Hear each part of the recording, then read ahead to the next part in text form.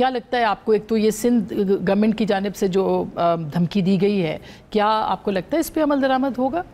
بہت شکریہ صاحب. دیکھیں جہاں تک یہ کنالز کا ایشو ہے، بلاول صاحب کی بات کو بڑا سیریسلی اور اس میں بڑا دم خم ہے اور بڑی ڈیپ روٹڈ باتیں انہوں نے کی ہیں.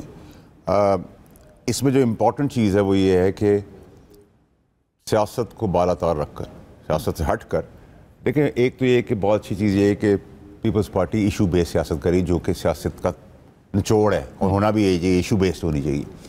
تو ایشو بیس کے اندر ہمیں یہ دیکھنا ہے کہ کس طریقے سے یہ مسئلہ کنسنسس کے تحت پاکستان کی اوور آل جغرافک بقا کے لیے رستہ کیسے نکلتا ہے، جس میں صوبے کو بھی کوئی مسئلہ نہ ہو اور پاکستان کو بھی مسئلہ نہ ہو، اور کنسنسس کے ساتھ یہ آگے بڑھے. اور اس کے اندر کسی کو جلدی نہیں ہے، کوئی ایسی بات نہیں کہ کل ہی کام ہونا ہے.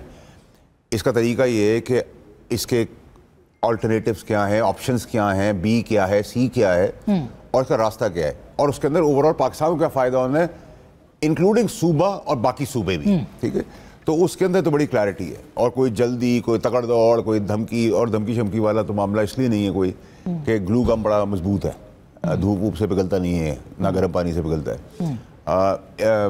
دوسری طرف یہ بھی ایک آپ چیز مائنڈ میں رکھے کہ بجٹ کا ماحول سامنے آ رہا ہے، اس میں تیزی ہوگی، تگڑ دوڑ ہوگی، کوئی لین دین ہوگی، کوئی دیا جائے گا، کوئی لیا جائے گا. پنجاب سے سیٹل کرنا ہے اسکور جو جائز بھی ہے، اور پنجاب کی جو سٹیٹمنٹس آ رہی ہیں وہ بھی ڈر کے آ رہی ہیں، ہلکی ہلکی آ رہی ہیں، لیکن وہ تو غالباً ایسا فیل ہو رہا ہے کہ وہ اٹیک سندھ پہ کم اپنے مرکز پہ زیادہ کر رہے ہیں، اپنے چچا محترم کے اوپر.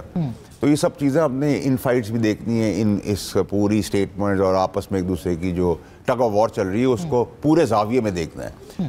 ویسے تو اگر یہ اوور آل اگر گورنمنٹ کی بات نہ ہوتی تو میں اس کو وہی نام دیتا جو ہمیشہ سے پتر نورا جو ہے وہ ایسے ہم آپٹکس دیکھتے رہے ہیں. لیکن کینالز کا ایشو تو بہت امپورٹنٹ ہے اس وقت، جو گراؤنڈ ریالٹیز ہیں سندھ کی، میں خیال اگر اس کو آپ نہیں سمجھ پائیں گے تو کوئی بھی نہیں. مسئلہ سارا یہ ہے کہ جب میں وزیر تھا وفاقی اور پانی کا وزیر تھا، تو یہ تو میری اپنی فائنڈنگز ہے انڈیپینڈنٹ انٹرنیشنل باڈیز سے کہ سندھ کا پانی چوری ہوتا تھا، اور اس وقت حکومت بھی ہماری تھی اور ہم نے بزدار کے یہاں بھی اٹھایا تھا ٹیک اپ، آپ کو بھی یہ قصہ یاد ہوگا.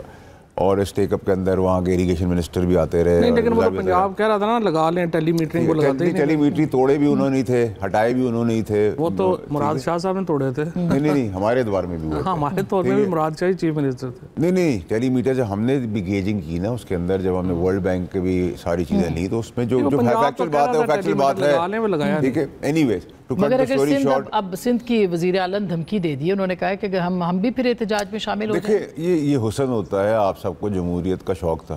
اب اس لنگڑی لولی جمہوریت کے مزے بھی تو تھوڑے چلیں. یہ تو سیاست ہے، بیان بازی بھی ہوگی، ڈر بھی پیدا کیا جائے گا، اور نیچرلی ایلائز کی پارٹی ہے، ایک دھاگے والی ٹن چل رہی ہے. وہ کیا تھا وہ بھی میں ریسنٹلی کوئی ریل میں یہ ٹن ایلائز اور جوڑ ہے اور توڑ ہے حکومتوں کا.